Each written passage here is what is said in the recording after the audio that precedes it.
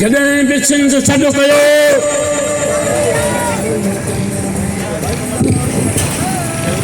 जॾहिं बि सिंध सॾु कयो त पहुची पटके वर वियो जोड़े से जथा जथा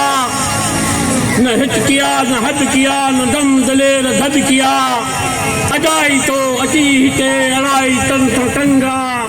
जंग जंग जंगिया मुंहिंजी तो सां जंगिया कली त पेर कर परे ही धरती मुंहिंजो नंगा स्टेज ते वेठल मोज़िज़ महिमानों पिंडाल में वेठल सब मुझा दोस्तों भाइरों साथियों जिए सिंधियुनि जी सिंध जिए असांजी हक़परस्त जिदोजहद जिए फ़िक्रे पली जो दोस्तों ऐं साथियों अॼोको ॾींहुं सिंध जे सकाफ़त जो ॾींहुं आहे टोपी अजरक ऐं टके जो ॾींहुं आहे ही सिंधी माण्हुनि जो ॾींहुं आहे जेका 5000 साल पुरानी तारीख़ आहे सिंध जे तहज़ीब जी जंहिंखे ही माण्हू अञा कोन था मञनि सिंध अवल सिंध अबद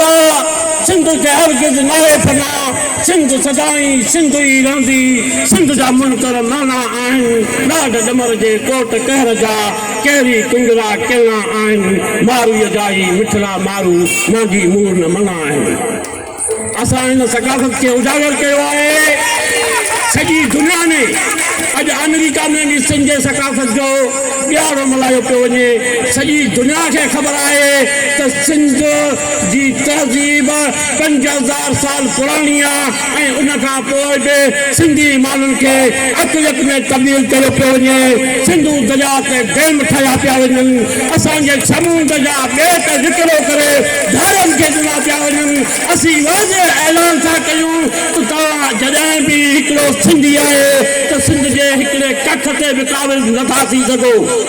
तारीख़ जे वर्गनि खां हिन सुफ़े हस्ती तां कटिजी जे वञा मिटजी जे वञा इख़बारूं रिसाला ऐलान करे छॾनि मुंहिंजो नाम निशान मिटाए छॾनि पर जॾहिं बि यज़ीदी आई मां हुसैनियत थींदुसि मां हुसैनियत थींदुसि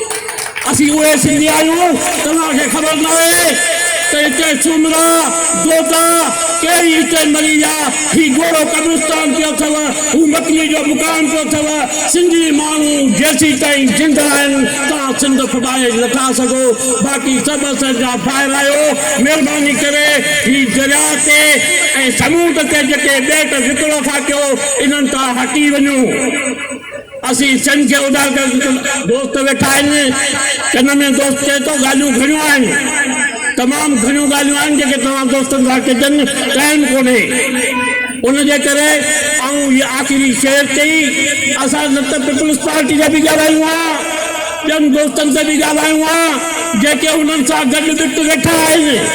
अॼु ॻाल्हियूं कयूं हुयूं पर हीअ असांजो सकाफ़त जो ॾींहुं आहे उन ॾींहं ते असीं तव्हां सभिनी खे भलीकार कयूं था हीअ सिंधी गॾु थिया आहिनि दिलि तमामु ख़ुशि थी आहे